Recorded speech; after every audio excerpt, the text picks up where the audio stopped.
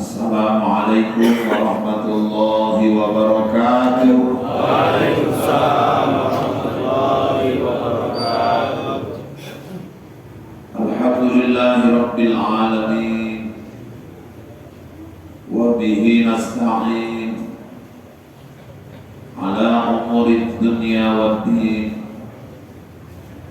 Wassalatu wassalamu ala asrafil anbiya'i wal mursalin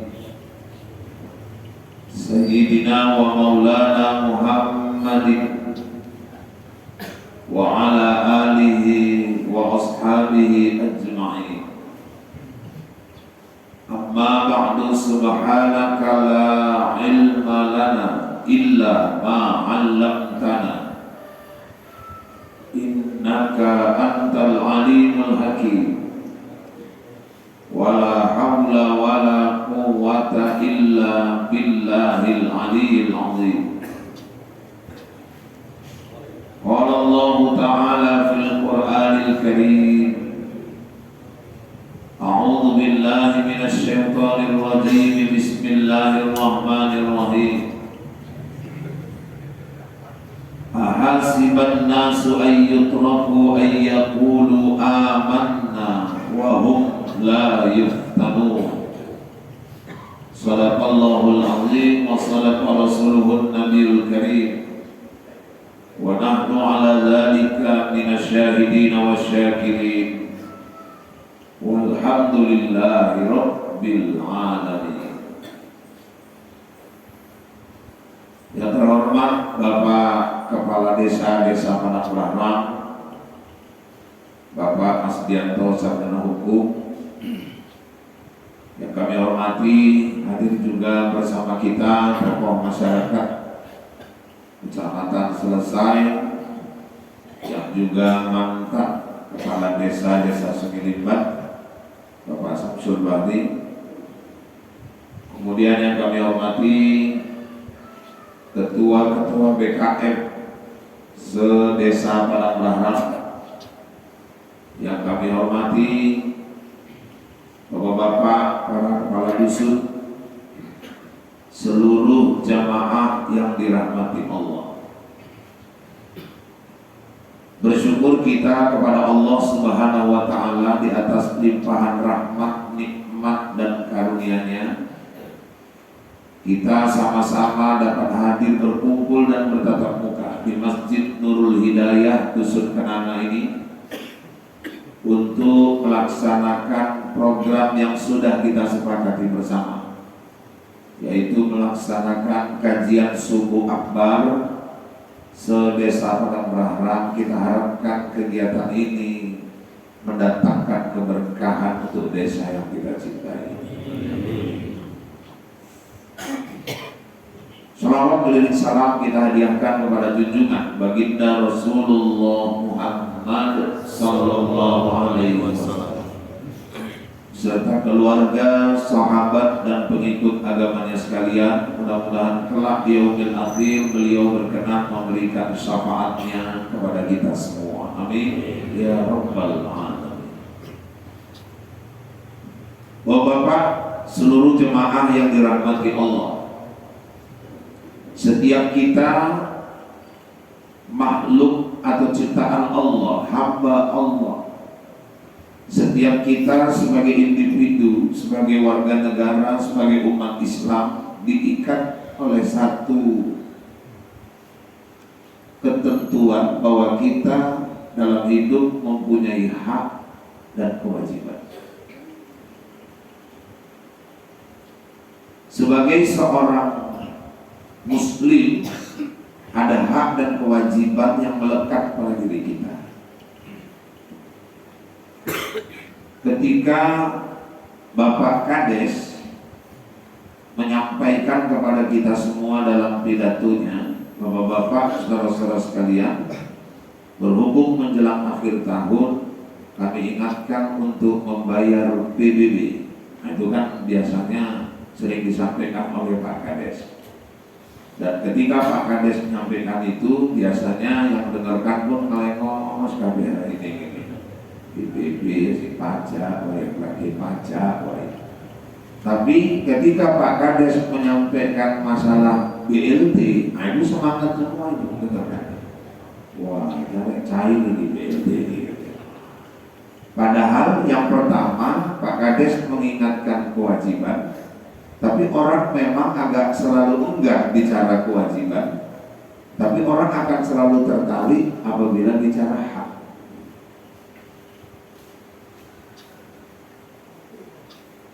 Bahkan kadang-kadang yang lebih menyedihkan, ada orang-orang yang sebenarnya dianggap berhak, tapi marah ketika dia nggak didaftarkan. Ketika nanti ada orang yang sebetulnya keretanya di rumah 2, mobilnya gedong. Ketika orang dapat BLT, dia nggak dapat, dia sibuk jelek-jelekan Pak Kades. Padahal sebetulnya dia nggak pantas, nggak berhak mendapatkan itu. Dan sebenarnya kalau ada orang yang merasa nggak berhak tapi dia dikasih yang lebih mantap, dia bilang sama Pak Kades, izin Pak, aku bukan sombong, bukan nolak, tapi tolong kasihkan sama yang lain yang berhak menerimanya. Kadang-kadang ada orang yang sebetulnya mampu, tapi ketika nggak dikasih, ribut dia. Ada orang yang dianggap kaya, tapi dia nggak suka, dia maunya dianggap miskin. Jadi kalau memang kita nggak berhak, jangan kita sibuk menuntut yang bukan hak kita. Jadi kita hidup, ada kewajiban, ada hak yang sudah melekat pada diri kita. Sebagai seorang hamba Allah, Bapak-bapak, saudara-saudara sekalian, hak dan kewajiban kita setiap hari kita sebutkan itu di hadapan Allah.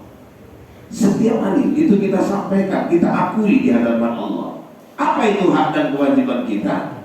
Itulah yang kita ulang-ulang 17 kali paling sedikit sehari semalam. Iyyaka na'budu wa iyyaka nasta'in. Hanya kepadamu lah aku menyembah. Itu kewajiban. Wa iyyaka nasta'in, dan hanya kepadamu lah aku minta pertolongan. Itu hak. Dan Bapak-bapak, saudara-saudara sekalian, dari dulu kita ngaji, belajar siapapun guru kita, tetap ayatnya na'budu dulu, baru nasta'in. Tunaikan dulu kewajiban, baru tuntut hak. Gak pernah kita dengar orang baca ayat iyyaka nasta'ina wa iyyaka na'budu. Hanya kepadamu lah aku minta tolong, dan hanya kepadamu lah aku menyembah. Gak bisa dibalik. Artinya apa? Kau kerjakan, tunaikan dulu kewajibanmu, baru kau tuntut hakmu. Makanya dalam kaifiat ibadah pun kita sholat dulu, selesai puji Allah dulu, zikir, minta ampun kepada Allah, barulah kita berdoa memohon kepadanya. Jadi doa itu hak. Dan Allah suka, cinta, senang melihat hambanya yang menggunakan haknya. Makanya mohon maaf Bapak-bapak, saudara-saudara sekalian, kalau ada orang selesai sholat, sebaik salam dia langsung berdiri meninggalkan majelis sholat, mohon maaf, dia tidak menggunakan haknya untuk berdoa. Itu termasuk orang-orang sombong. Orang yang betul-betul punya sikap tawadhu, dia gunakan haknya memohon kepada Allah. Kadang-kadang sapnya pun paling depan, baru selesai salam, ngadep, dilangkahi, ngomong sinanggu ini. Bapak-bapak, saudara-saudara sekalian, etika, akhlak dia langgar. Kemudian yang kedua, dia nggak menggunakan haknya. Berdoalah kepada Allah. Allah suka selesai sholat hambanya berdoa, apalagi sampai meneteskan air mata. Kenapa? Karena sangat berharap dengan yang dia minta. Kita pikir rupanya karena terlalu banyak surat. Itu nangis juga memang kalau kebanyakan surat. Itu bapak-bapak, saudara-saudara sekalian yang dirahmati Allah. Jadi kadang-kadang orang tidak menggunakan hak dia. Berdoa itu Allah senang tengok hambanya yang berdoa. Di doa itu kan bagian dari hak kita kepada Allah. Itu orang sombong kalau orang nggak mau menggunakan haknya. Manusia itu kan ikhtiar, ada usaha, ada doa. Kalau ada orang usaha aja nggak mau doa, itu orang sombong. Ada orang doa aja nggak mau usaha, itu orang pesok. Jalur rezeki, jalur rezeki, somunggah haji, kerja orang. Nang omah berdoa, beruang pesong gue. Jadi bapak-bapak, saudara-saudara sekalian harus selaras antara hak dan kewajiban. Gunakan hak kita dan gunakan dan laksanakan kewajiban kita, baik sebagai seorang warga negara, baik kita juga sebagai seorang hamba Allah Subhanahu wa Ta'ala. Bapak-bapak, saudara-saudara sekalian yang dirahmati Allah, Ustaz, permasalahannya ini saya selalu berdoa, tapi kenapa kok doa saya itu kayaknya nggak dikabulkan oleh Allah Ta'ala? Ada seseorang yang dia memang bolak-balik minta sesuatu yang betul-betul dia inginkan kepada Allah, tapi kok nyatanya nggak dikabul-kabulkan sampai sekarang ini. Dan saya perlu ingatkan dan perlu tanamkan mindset di kepala kita. Silahkan kita berdoa, tapi tidak wajib doa itu dikabulkan. Kenapa? Hak kita berdoa, hak Allah mau mengabulkan atau tidak doa kita itu. Dan jangankan kita, nabi-nabi aja tak semua doanya dikabulkan Allah. Bapak-bapak, saudara-saudara sekalian, Nabi Nuh minta agar anaknya Kan'an diberi hidayah, sampai mati Kan'an matinya kafir. Nabi Lut minta agar istrinya diberi hidayah, sampai mati istrinya dalam keadaan fasik. Bahkan meninggalnya, matinya kena hujan batu karena istrinya pelaku LGBT, lesbian, suka dengan sesama jenis. Jadi LGBT itu bukan baru sekarang, dari zaman Nabi Lut itu sudah meriah. Makanya di satu negeri itu ada satu negerinya kaum Nabi Lut dulu yang disebut negeri Sodom. Ya, negeri Sodom itu ya itulah karena banyak sekali orang-orang yang laki-laki suka sama laki-laki, perempuan suka sama perempuan. Makanya kemarin waktu gempa di Cianjur, bapak-bapak, saudara-saudara sekalian, saya punya teman, dia guru, dia dosen di IAIN di UIN Sumatera Utara. Dia cerita sama saya, dia ditelepon oleh temannya di Cianjur. Ternyata bapak-bapak di sana banyak sekali sudah nikah sejenis. Bahkan laki nikah sama laki bisa dapat buku nikah. Dan pemurtatan luar biasa banyak sekali di sana. Bahkan ada masjid yang sudah berubah jadi gereja. Marah Allah goncang Cianjur pada waktu itu. Padahal kita ini ada karena kakek kita ada, nenek kita Hawa. Kalau sempat kakek kita Adam, nenek kita Asep, kita nggak akan ada ini. Kita ada karena Adam sama Hawa. Kalau Adam sama Asep, Adam sama Herman, gak akan ada di mana. Jadi bapak-bapak, saudara-saudara sekalian, jangan menentang sunnatullah. Wa ma asabakum min musibah fabima kasabat aydikum. Tidak akan terjadi musibah pada suatu kaum kalau gak karena maksiat manusia sendiri. Udah parah kali kelakuan manusia di sana, Allah goncang Cianjur. Bukit Lawang dulu. Satu alam yang begitu indah diciptakan Allah, luar biasa. Sampai orang-orang luar negeri pun tertarik datang ke sana. Gunung-gunungnya, bukitnya indah, sungainya waktu itu jernih, cuaca udaranya nikmat, luar biasa indahnya Bukit Lawang. Ditambah lagi famili gantung-gantung di sana sini. Itulah yang menarik orang datang ke sana. Tapi akhirnya banyak orang mengotori bumi Allah yang Allah ciptakan dia dengan indah luar biasa itu. Akhirnya maksiat merajalela, perzinahan terjadi di mana-mana, kasino perjudian pun waktu itu sudah ada di sana. Bahkan kawan saya cerita yang tinggal di Bukit Lawang, pas kejadian malam banjir bandang pada waktu itu, ada satu hotel digunakan wisatawan Australia, mereka bikin film porno. Alam yang begitu indah Allah ciptakan dikotori. Akhirnya Allah murka, dia turunkan banjir bandang, selesai, ratusan nyawa melayang di sana. Makanya belarang ini nggak boleh kita biarkan ada maksiat di lingkungan kita. Bersihkan maksiat yang ada. Bisa Pak Ustaz? Bisa. Kalau ada kata sepakat harimau di hutan bisa diikat. Kadesnya orang masjid, kardus-kardusnya udah banyak orang masjid, kenapa gak bisa? Jangan kita biarkan. Kadang-kadang ada orang istrinya di rumah, suaminya merantau, laki-laki bolak-balik datang ke rumah itu. Tonggone ngopo diopeng dijarno ae dosa tanggung masing-masing kok ngopo ngadarin wong. Memang iya, dia yang buat dosa tanggung masing-masing. Cuma kok nek angin puting beliung teko omahe kok kene. Kalau gempa nanti datang digoncangnya dusun kita yang nggak buat dosa pun kena. Banjir bandang Bukit Lawang bukan ada milingnya itu ya datang. Bukan ada banjir di Wak Jono ngajir masjid belo Wanto ketua wirid belo Uco kaget togel aja keren kabeh. Jadi bapak-bapak saudara-saudara sekalian yang dirahmati Allah, Nabi Lut aja doanya gak dikabulkan oleh Allah. Gak semua doa Nabi itu dikabulkan Allah. Coba Nabi Ibrahim berapa tahun minta dapat keturunan? 70 tahun baru dikabulkan Allah. Nabi nikah sama Siti Sarah, cantiknya luar biasa. Siti Sarah itu wanita tercantik kedua yang pernah Allah ciptakan. Wanita tercantik yang Allah ciptakan itu Siti Hawa. Allah menciptakan kecantikan buat perempuan itu separuh udah untuk Siti Hawa semua. Sisa tinggal separuh. Yang separuh ini sepertiga dikasih ke Siti Sarah. Sisanya coba teh ujung-ujung kita itu. Jadi omah kita itu bersisa-sisa nih wae, tinggal cuilan-cuilan nih wae.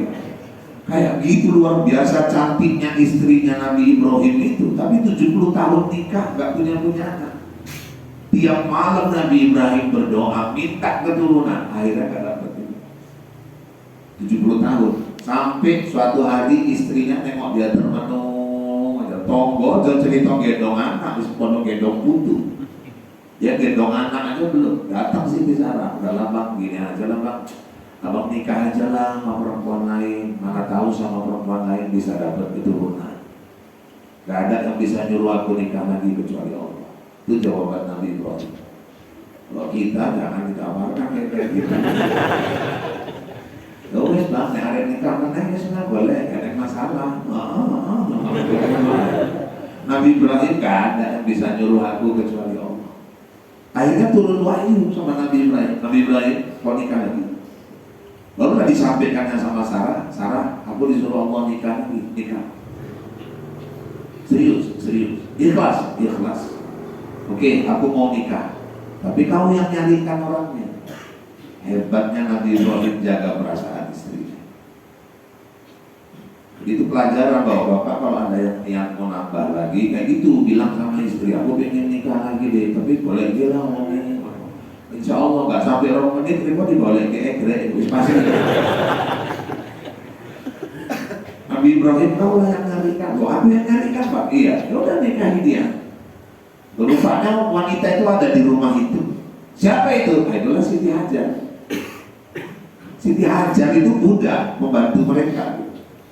Keturunan Afrika, kulitnya kulit hitam. Orang Afrika ini kan kulit cuma 2 macam, hitam sama hitam kali. Siti Hajar ini yang model hitamnya itu hitam kali, tapi memang manis orangnya. Tapi karena niat nikahnya karena Allah, siap, aku nikahi dia. Kata Nabi Ibrahim, nikah sama Siti Hajar, barulah hamil Siti Hajar, lahirlah Ismail. Rame rumah tuh dengan tangisan bayi, gak tahan Siti Sarah dengernya bang, bawa keluar aja lah bang dari rumah ini, aku gak tahan denger tangisan Ismail. Nah itulah dibawa berjalan sampai ke Mekah, ke Masjidil Haram sekarang ini, tempat dibangunnya Ka'bah. Udah diletakkan Siti Hajar sama Ismail, Nabi Ibrahim balik lagi, kumpul lagi sama Sarah. Nah itulah di luar dugaan, udah hampir 80-an, hampir 90-an umur Sarah, rambut putih, kulit keriput, hamil. Itulah lahir Ishak.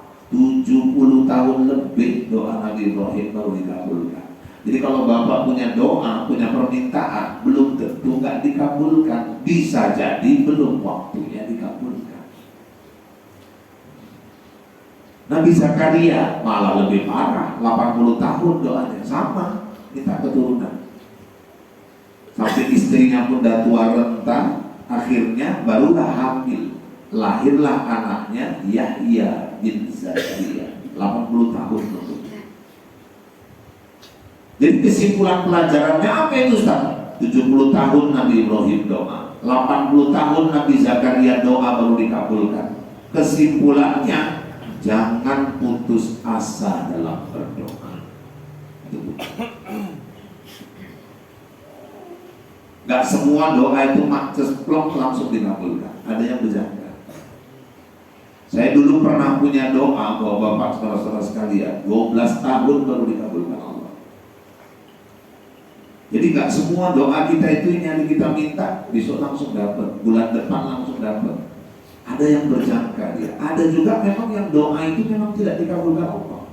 Nabi Muhammad ada doa dia yang tidak dikabulkan oleh Allah. Apa itu? Nabi Muhammad pernah berdoa, ya Allah berilah hidayah, berilah petunjuk kepada 2 singa di kota Mekah ini. Siapa 2 singa itu? Abu Jahal sama Umar bin Khattab. Tapi yang dapat hidayah cuma Umar. Abu Jahal sampai mati kafir. Artinya nggak semua juga doa Nabi Muhammad itu dikabulkan.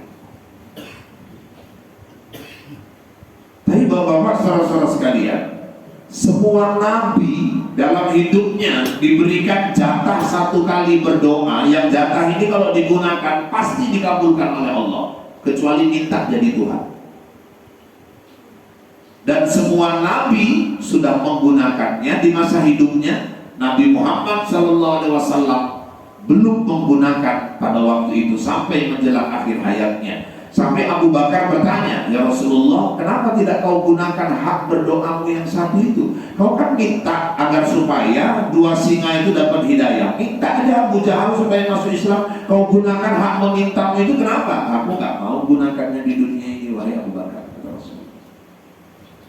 Jadi di mana kau akan gunakan hakmu itu? Aku akan gunakan nanti di akhirat. Kalau boleh tahu lah ya Rasulnya, agak kepo sedikit ini. Bocoran lah, kira-kira nanti di akhirat mintanya doanya itu apa ya Rasulullah? Aku akan minta kepada Allah supaya aku bisa nolong umat-umatku yang masuk dalam neraka. Luar biasa Nabi itu pikirkan kita. Kata Nabi mintanya di akhirat, tapi ngomongnya di dunia. Rupanya waktu Nabi ngomong diaminkan malaikat, dikabulkan Allah. Sebelum Nabi meninggal, salah satu kabar berita dari Jibril, Muhammad satu-satunya Nabi yang punya hak syafaat yang berhak menolong umatnya nanti di yaumil akhir hanya engkau wahai Muhammad. Akhirnya sebelum meninggal dikabulkan Allah. Oh jadi gitu ya Ustaz ya. Jadi doa itu belum tentu dikabulkan Allah, belum tentu. Bisa jadi memang belum waktunya, bisa jadi belum waktunya. Dan memang bisa juga Bapak-bapak, saudara-saudara sekalian, doa itu ada yang ini hari minta langsung dikabulkan. Ada yang mesti terbersit aja dalam hati. Tahu dapat. Kemarin ada jamaah saya bilang sama saya, aku tadi malam sholat tahajud Pak. Dalam tahajud itu ya Allah, enaknya lah orang itu sekeluarga pergi umroh. Rupanya ada kawannya sekeluarga pergi umroh. Nah besok kok anaknya datang, Pak, mama berangkat ya Mak, aku baru dapat bonus. Malam mamanya cuma batin, besok langsung datang anaknya, mama berangkat. Nah itulah doa ini macam-macam. Ada yang cepat, ada yang berjangka, ada yang memang tidak dikabulkan Allah. Nah sekarang begini, macam mana lah Pak Ustaz supaya doa kita itu cepat dikabulkan oleh Allah? Nah, saya pun cuma bisa nyampaikan teori. Aku pun belum tentu juga doaku langsung macas pulang gitu aja. Cuma kan kita coba mempelajari yang diajarkan Rasulullah. Jadi gini Pak, kayaknya kita ingin masuk surga, itu doa kita. Saya rasa sejelek-jelek orang gak ada yang ditanya mau masuk neraka, gak ada. Ada orang pulang malam tenggeng ini melakukan. Aku maju ni 2 langkah, mundur 5 langkah. Aku maju 1 langkah, mundur 3 langkah. Terakhir nyungsep nang paret. Waktu nyungsep nang paret tapo hilang. Wah, ibu arek masuk neraka, arek masuk surga. Surga lah pawuk. Walaupun mau tengen, mau ngono nek ditakoi, tetep pingin masuk surga. Jadi Bapak-bapak, kalau kita pingin masuk ke surga, kita pingin doa-doa kita dikabulkan Allah, tapi kita cuma mengandalkan amalan sholat 5 waktu, mohon maaf, kayaknya berat. Aku bukan mematahkan semangat, enggak. Kayaknya berat gitu. Kenapa Pak? Persaingan ketat. Lah kalau cuma ngandalkan sholat 5 waktu aja, sekarang orang udah banyak kali nggak tinggal sholatnya. Artinya apa? Kita harus berwasilah dengan amal-amal kita. Harus punya amal tambahan. Harus punya nilai lebih dalam ibadah. Kalau cuma ngandalkan yang normatif saja, mohon maaf. Saya bukan mengatakan semangat, tapi kok kayaknya berat. Jadi bapak-bapak, saudara-saudara sekalian yang dirahmati Allah, saya mau sampaikan sebuah kisah. Kisah ini mudah-mudahan jadi inspirasi buat kita. Betapa amal-amal tambahan itu bisa menjadi sesuatu yang mempercepat doa-doa kita itu dikabulkan oleh Allah. Jadi di masa sebelum Rasulullah ada 3 orang laki-laki melakukan perjalanan safar. Safar itu kan artinya perjalanan. Makanya ada sholat sunat safar. Sholat sunat orang yang mau melakukan perjalanan jauh. Pelakunya disebut musafir. Yang melakukan perjalanan disebut musafir. Pekerjaannya disebut safar. 3 orang ini musafir melakukan perjalanan. Rupanya sampai di satu tempat, 3 ini lelah, lapar, haus, nampak ada gua. Yuk masuk ke dalam, istirahat. Masuk semua 3 Di dalam bapak-bapak, saudara-saudara sekalian, orang tuh makan, minum, kemudian ya leha-leha, merebahkan diri untuk menghilangkan kepenatan. Lah tahu-tahu lagi santai-santai dalam gua, kok tiba-tiba dengar suara gemuruh, tiba-tiba guanya gelap. Rupanya dari atas gua itu gelinding batu besar, batunya jatuh pas nutupi pintu guanya. Macam mana besar pintu gua itu, sebesar itu juga lah batunya. Sehingga sedikit pun gak ada celah cahaya lagi. Ya Allah, la haula wala quwata illa billah. Lari orang itu, didekati batu tadi, aduh gawat ini. Macam mana kita keluar ini? Gak ada jalan. Dorong. 3 dorong, apa lengan itu kepater lagi. Batunya gak bergerak, uang yang bolak-balik timbul. Terakhir duduk orang itu, macam mana kita ini? Makanan habis, minuman habis, mati lagi dalam gua ini. Udah, jangan putus asa. Kita punya satu kekuatan lagi kita tahu. Apa itu? Doa. Itu kekuatan kita. Yakin kepada Allah. Ayo masing-masing kita berdoa, mohon kepada Allah supaya Allah bantu kita keluar dari sini. Mau WA belum ada handphone. Kalau terjebak di dalam kan bisa aja mau WA, cuma kalau ada paket yang telu yang gak iso juga. Mau SMS belum ada waktu itu, jerit orang gak dengar, didorong batu gak dibuka juga. Akhirnya bapak-bapak, saudara-saudara sekalian, 3 berdoa, dan yang satu bilang, cobalah sebelum kalian berdoa, ingat, mudah mungkin ada amal-amal kalian dulu yang bisa menjadi wasilah. Wasilah itu penghubung untuk mempercepat doa itu sampai kepada Allah. Pemuda yang pertama coba merenung dia. Rupanya bapak-bapak, saudara-saudara sekalian, pemuda yang pertama ini kerjanya menggembala kambing. Dia penggembala kambing milik tuannya, ada ribuan kambingnya, dan dia diizinkan setiap dia pulang, dia perah susu kambing, dia bawa pulang untuk keluarganya.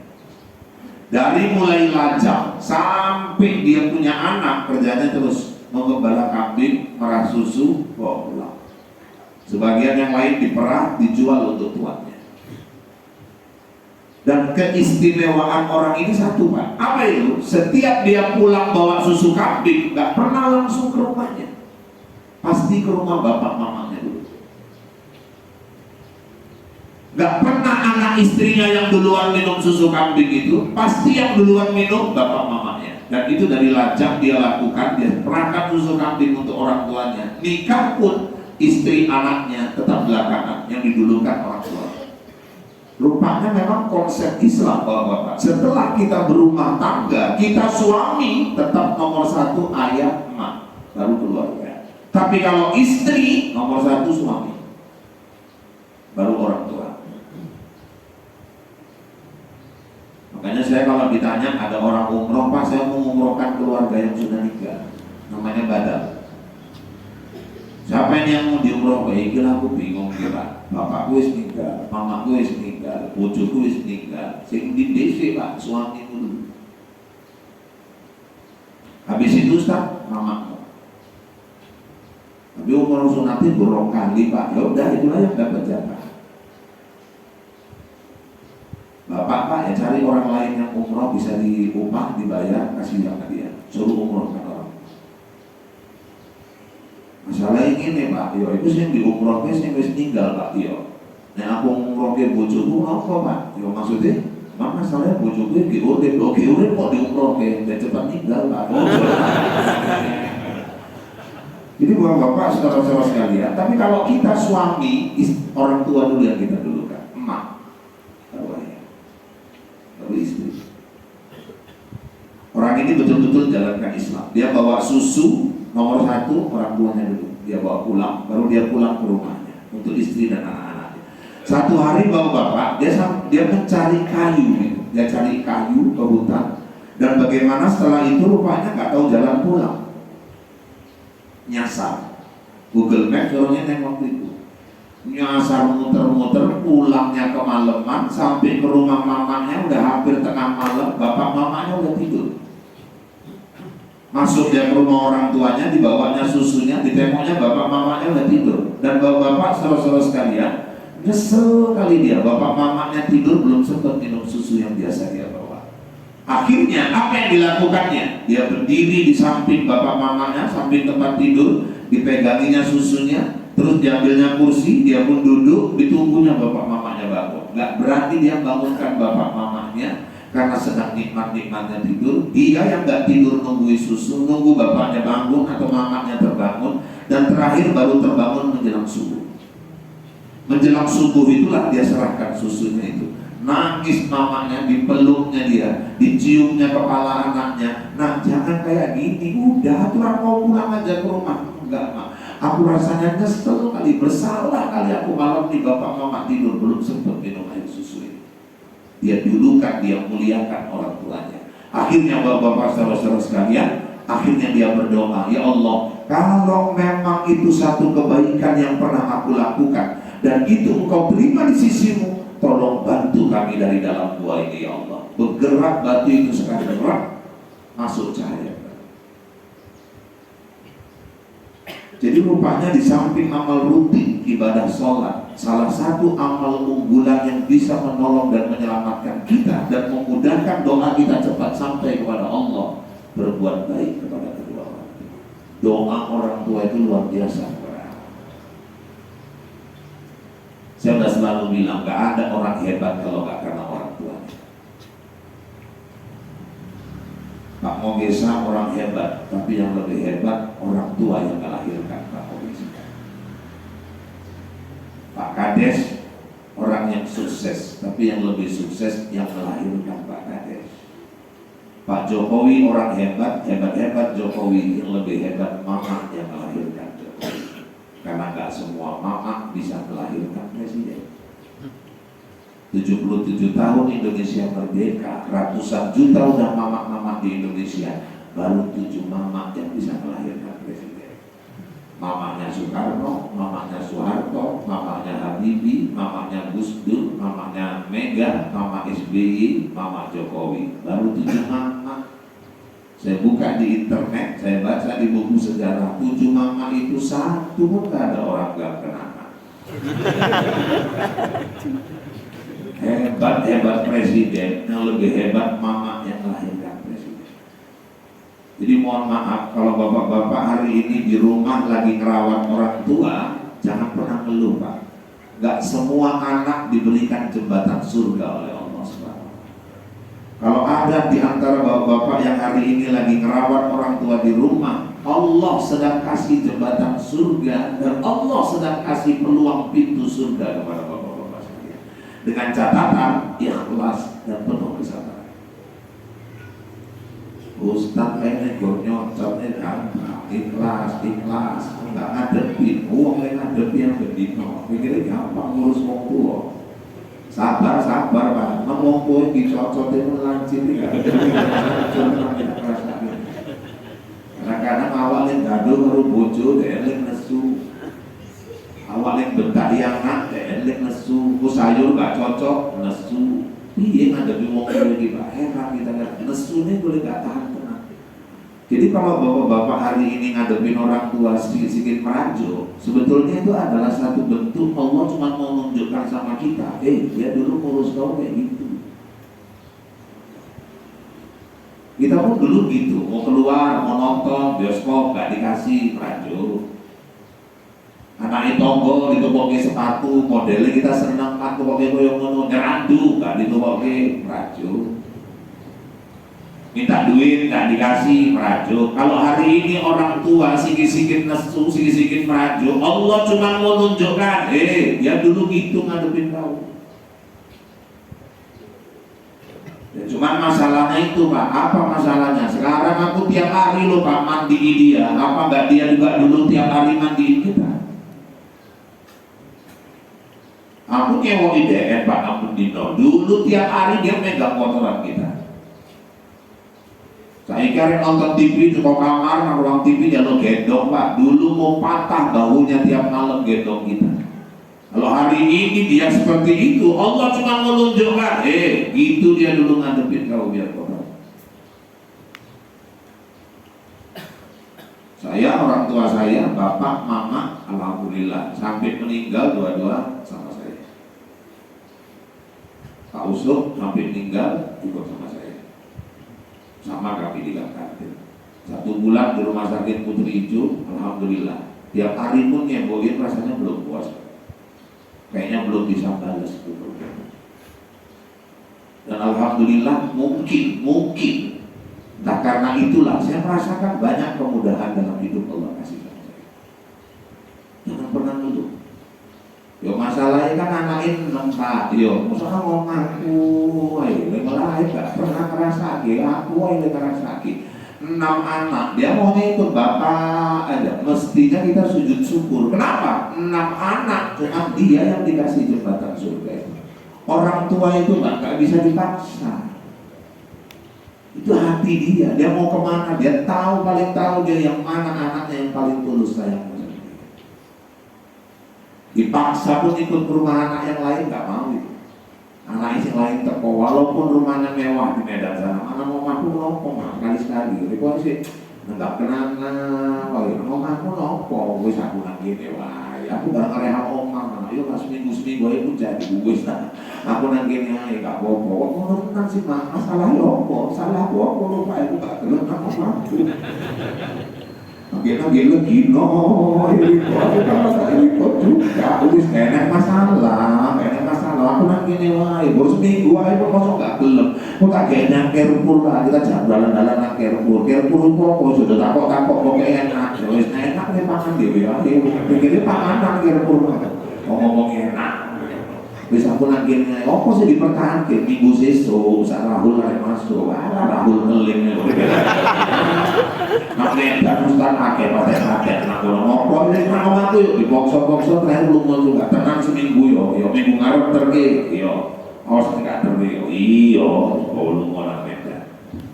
Walaupun dibawa kemana-mana makan enak, sibuk kemis wis takok ya opo yo nih kemis makan opo sulit tenang minggu. Ini kan rumahnya anak ini kok juga sih apa sih masalahnya? Enggak perlu takok aja. Hari Minggu, yuk Bali yuk, kakak kurang sehat loh, gak lumus kayak bisa soal lah, ngomong gue kurang sehat. Senin, les, nanti ngomongin kakak sesuk, Selasa, jadi daerah betul kawan ini. Ya ngomong ya wis tenang aja sesuk diterke, sampai Rebu gak diterke ngumpul ke baju Bali dewi. Itulah orang tua itu. Maksudnya mau pulang ke gak kenangan, salah naik motor malah ke Siantar. Jadi bapak-bapak saudara-saudara sekalian, artinya apa? Gak semua anak itu dikasih anugerah untuk mengurus orang tuanya di hari tua. Dan kata Rasulullah, siapa yang ikhlas mengurus kedua orang tuanya dengan penuh kasih sayang, tidak ada balasan yang lebih pantas untuknya kecuali dia berhak duduk bersebelahan denganku nanti dalam surga. Jadi bapak-bapak, saudara-saudara sekalian, saya sering bilang di mana-mana, dan jangan beda-bedakan orang tua kandung sama mertua. Orang tua kandung paling tekor, loh, nggak ngomong-ngomong pak. Iya, orang kok ngeteri, nginum lagi nih, nginum, disuiri kok nggak ini, sebelum balik, mau sebulan lagi nih, ada omongan apa tinggal ngomong, ngomong kandung, mertua, banget kok, dari jam biru pak, kita kok dari jam biru, kali bojone ngomong nyayur ki sambal teri karo kacang tanah, mertuanya wis 73 tahun, setengah jam makan gak sia-sia, ngomong kacang. Oper kanan, oper kiri, sundul, kembar, metu, setengah jam makan sekali konangan, rupanya perawatan teri. Jadi bapak-bapak, saudara-saudara sekalian, salah satu amal unggulan, mumpung masih ada orang tua, ayo bahagiakan dia. Insya Allah kemudahan-kemudahan dan doa-doa kita, amalan berbuat baik ke orang tua dapat menjadi wasilah untuk mempercepat doa kita sampai kepada Allah Subhanahu wa Ta'ala. Yang kedua, bapak-bapak, saudara-saudara sekalian, pemuda yang kedua mencoba merenung. Akhirnya dia ingat, bapak-bapak, dia pernah suka sama perempuan. Perempuan ini sepupunya. Cuma cinta bertepuk sebelah tangan. Dia sukanya gak karuan sama perempuan itu gak suka sama dia. Nasib bapak-bapak, saudara-saudara sekalian, pada perjalanan hidup rupanya yang perempuan ini ekonominya menurun, jatuh miskin.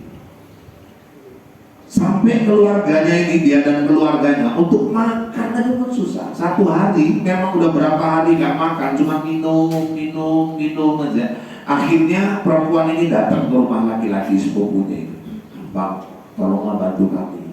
Kenapa? Gak ada lagi yang bisa dimakan di rumah. Ya bantu. Masalahnya, kau bisa ngasih apa sama aku? Aku cuma minta bantuan 200 dirham loh bang. Ya udah, gampang itu. Kau bisa ngasih apa sama aku? Abang minta apa? Aku minta kau layani aku. Begitu, ya. Dia ingat, bayangkan wajah orang tuanya, bapak, mamanya, adik-adiknya pada gak makan. Ya udah. Kalau itu yang kau minta pinjem 200 dirham, dikasih 250, dah bawa ini. Belanja dia, saking senangnya nih laki-laki di perempuan tuh ngiakan. Belanja, pulang, masak, udah selesai semua sesuai perjanjian, perempuan dibalik. Dah, aku udah balik, sekarang kau mau apa? Ayo ke kamar, masuk kamar, buka aurat.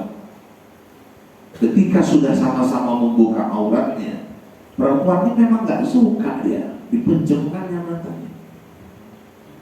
Merem, dia terasa laki-laki ini udah deket sama dia. Ketika dia deket, dia jerit, ittaqillah, takutlah kau kepada Allah. Tiba-tiba laki-laki ini getar, Pak. Kenapa? Mesti ada iman di dalam.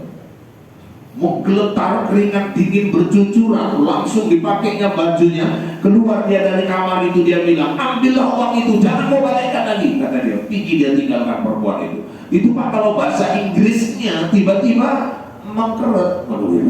Bahasa Inggrisnya lah kira-kira. Hilang selera tiba-tiba. Lupanya karena masih ada iman dia. Gak jadi. Akhirnya perempuan itu pun dipakainya pakaian. Selamat. Laki-laki ini dalam hatinya berkata, ya Allah, kalaulah kemampuan diriku menahan nafsuku dan masih ada rasa takut di hatiku, itu adalah kebaikan di sisimu, bantulah kami dari dalam gua ini, ya Allah. Bergerak lagi batu itu, terakhir gembira mereka, udah bergerak lagi. Makin besar rongga pintu itu, mereka pun deketi. Cuma masalahnya satu, Pak, kepala sama kaki lewat, cuma perut nggak lewat. Belum bisa juga keluar gitu. Akhirnya pemuda yang ketiga ini punya kebun kurma. Dia punya karyawan. Di rupanya satu hari gajian, dibayarnya gaji karyawannya semua.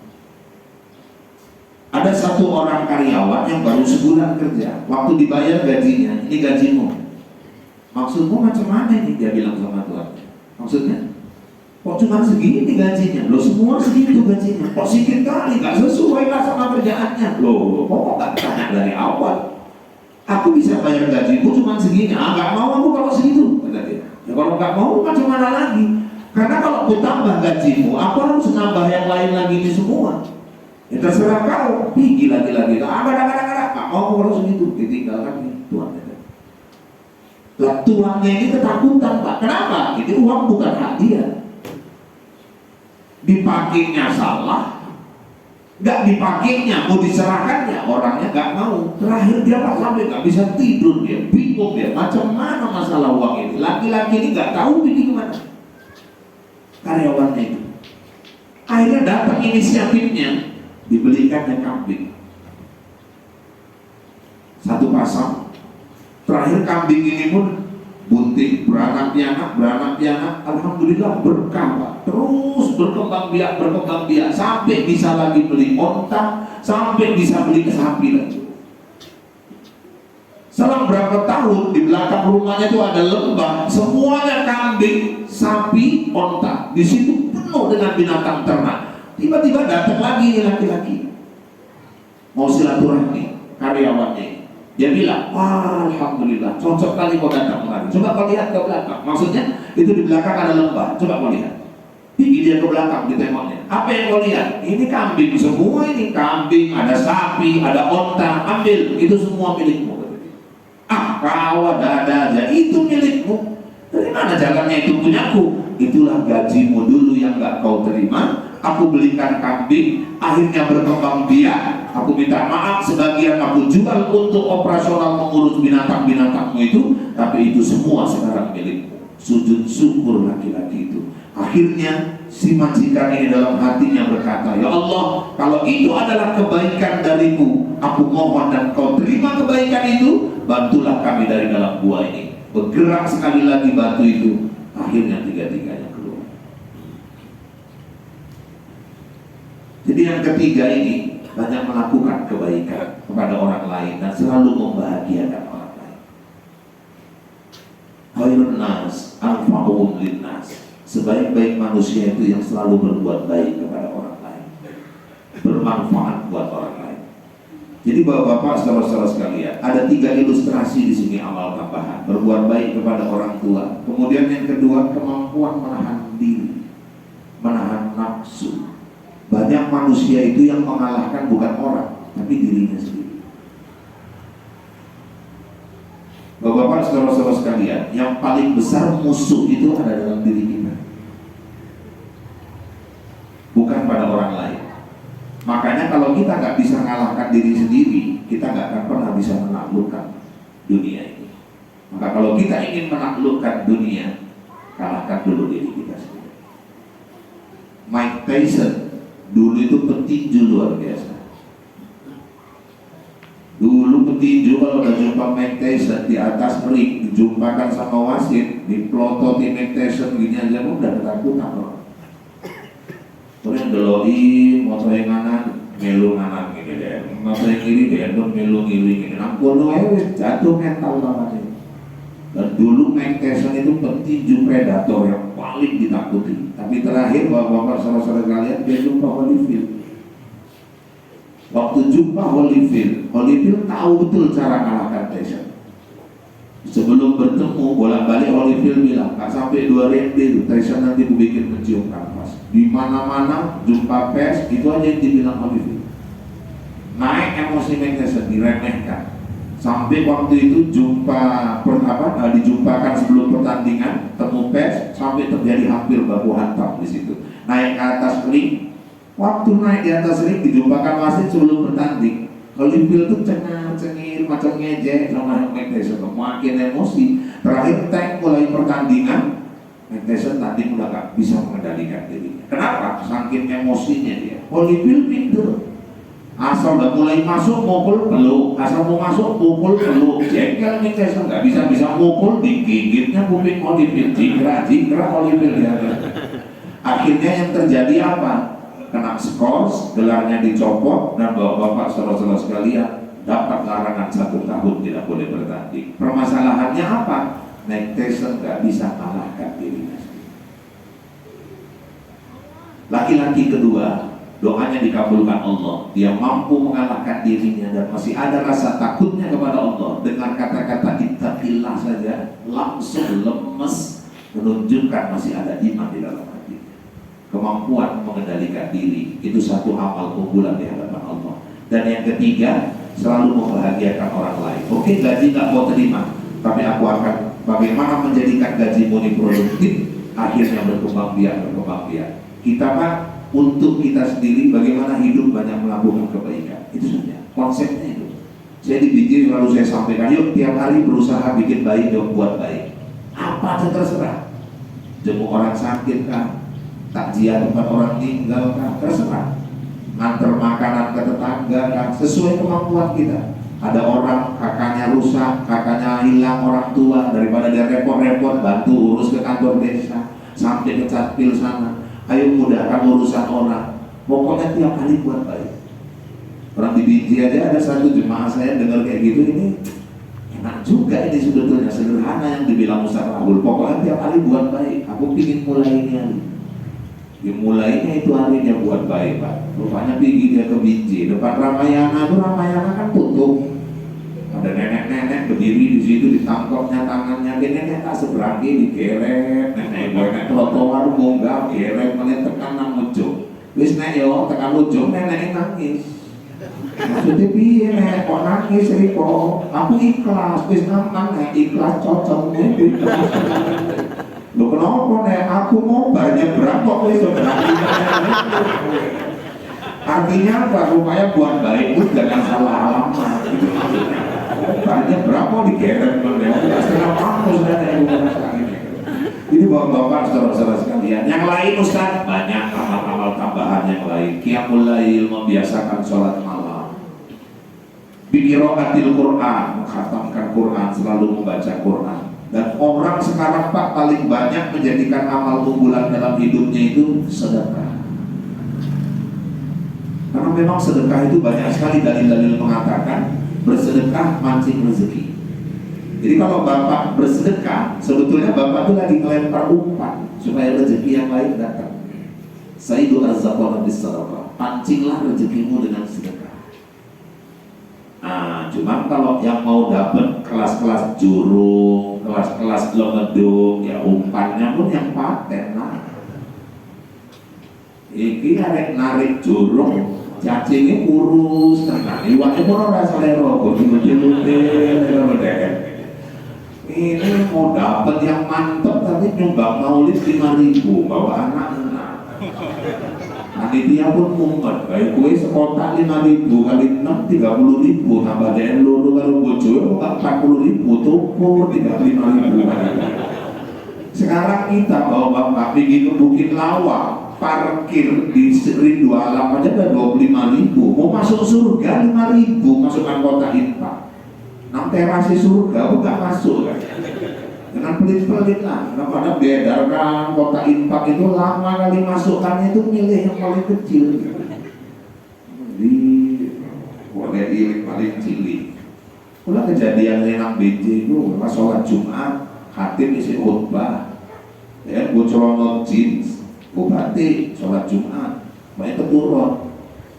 Hati khutbah mau keturun. Memang kadang-kadang ada orang di rumah nggak bisa tidur Pak. Tapi kalau dengarkan ceramah mau tidur aja bawaannya.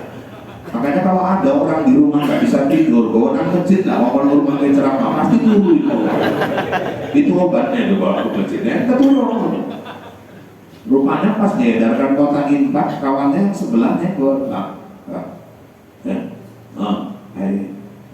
refleks. Narik dompet lagi, lampunya celana li kan agak sempit Pak, nariknya rak keluar lali, kayaknya duit cilik nang dompet, duit buka, mampus nih. Ya Allah, limpul kabeh mosokin pakai limpul kagak. Ini sebelah kanan kalau kiri wis ngelirik deh. Nah ini aneh lebok gimana gak mungkin. Kawan itu ngelirik enaknya duitnya gak mungkin juga kasih dong masukin. di preksoknya atau yang 20 jadi ini dulu Pak bohong tuh orang mau tahu terakhir yo nggak mungkin nggak sih yo liput lah tapi wah ini lebok gimana gini mak ngeliput itu suwi tenang kalau nggak ikhlas tenang kalau lalu masukin nakor lo geser digeser diteloi kok nggak ikhlas tenang muter mengguri dilirik lewat talipol tapi pas ngamburi deden delok tonggone kerja kocok nggak masuknya cepet kalau kita kan dapat pukul tuh nah dia tuh ngocok cepet aku limpul aja kok kayak gak ikhlas delok malah batin mantek cicing ngocok aja cepet bar sholat nang teras digebuk baru kawan yang ngocok paten apa bang sok paten nopo kita infak wakaf sedekah boleh cuma kita perhatikan kemampuan kita ya anak-anaknya gitu loh sekolah kosok paten tenan wajar-wajar nopo masalahnya mau tak lewek itu bok cepet makanya nggak ngerti cerita ngomong nggak ngerti cerita ngomong ya ngerti iya gue mau waktu narik-narik dompet mau duitmu cepet nih aku gak tau tak masukin aku tak infak jadi gini no cepet lepon ini bapak saudara-saudara sekalian kok dia nyesel cepet lepon masuk padahal yang cepet lepon itu yang pasti jumpa dia di surga sementara yang di bank, yang di lemari, yang di laci lemari belum tentu ketemu kita di surga yang kita masukkan ke kotak infak itulah alhamdulillah yang ketemu kita di surga. Saya ada orang cerita sama saya bapak apa dia bilang anak dia 3 tahun nikah gak hamil anak dia 3 tahun nikah gak punya anak konsultasi sama ustadz kata ustadznya kau sedekah Jumat coba kau tiap Jumat subuh masukkan uang ke kotak infak diamalkannya Pak tiap Jumat ke masjid subuh bawa uang masukkan kotak infak udah 3 tahun nikah 3 bulan dia amalkan hamil lahir ada orang sakit lama kata dokter ginjal dan kata dokter nggak mungkin sembuh harus cuci darah tapi yang luar biasa tiap Jumat dia nganter makanan ke masjid sekarang banyak kan itu saya tengok habis Jumat orang nganter nasi ada yang nganter ini dia amalkan bahwa Bapak 6 bulan dokter katakan Bapak nggak perlu cuci darah sedekah itu luar biasa makanya orang-orang tua kita dulu coba ingat kalau mimpinya nggak enak perasaannya nggak enak yang dibikin apa coba nasi urap kan itu dulu ngomong tua kita biar urap enak dong rebus gue iwa hasilnya gue ceket goreng tepung kan gue ceket gue starter 20 rumah 40 rumah alhamdulillah nggak ada kejadian apa-apa yang menyelamatkan dia bukan nasi urapnya yang menyelamatkan dia itu sedekah makanya bapak-bapak saudara-saudara sekalian kita kalau datang musibah pertama koreksi diri kedua apalagi Pak Ustaz sedekah ini bantu kita insya Allah keluarkan kita dari kesulitan tapi koreksi diri harus kadang-kadang kan kita kalau datang musibah ngambil tindakan orang jalan naik kereta jatuh tahu-tahu yang disalahkan siapa? Ikilah kades orang kena gak diusul nih jalannya boyong ini hancur izin dengan dulu ini padahal rupanya baru pulang kan terjanda pada cermin dia rupanya itulah hukuman Allah sama dia gitu tapi kadang-kadang orang kan gak pernah sadar kesalahannya sendiri masih nyari-nyari kesalahan orang dan dia dapat musibah pun yang disalahkan orang kalau orang yang benar dia baca diri dulu kan salahku apa ini wong dia enak musibah ngomong lah dosa gue wong gitu makanya di BJ ada polisi dia kapolsek rupanya pensiun masuk rumah sakit maka anggotanya jenguk loh sakit apa dah nggak tahu ini kata dokter sakit jantung itulah dokter sini nggak beres dah Udah kepenak aja, kepenak. Kalau dokter sini kayak gitulah, sedikit jantung, sedikit nanti ini. Gampang kali ngomong ngasakin orang. Orang komandan aja dulu gak pernah merokok, komandan aja dulu gak pernah makan lemak-lemak. Kita kemana-mana, asal makan bakso, komandan minumnya jus. Gak mau makan lemak-lemak, santan-santan gak mau, merokok enggak, olahraga rajin. Dari mana komandan jalannya sakit jantung? Udah kepenak aja. Aku pun pikiranku pertamanya gitu, tapi lama-lama aku pikir-pikir wajar juga aku kena sakit jantung. Loh, kenapa enggak? Tapi merokok pun enggak, memang enggak merokok. Cuma waktu dinas seringkali terima uang rokok. Jadi bapak-bapak semua sekali ya, enggak merokok, terima uang rokok pun bisa sakit jantung juga. Jadi yang kita masalahkan bukan uang rokoknya, apa Ustaz? Dia koreksi diri. Jadi bapak-bapak itu yang jarang dilakukan orang. Ketika kita ada musibah, kita nyari kambing hitam. Padahal kita disuruh baca dirimu sendiri. Setelah kau sadar kesalahanmu, salah satunya banyak sedekah. Sedekah akan mengeluarkan kau dari berbagai kesulitan dan menjadi wasilah mempercepat doamu sampai kepada Allah Subhanahu wa Ta'ala.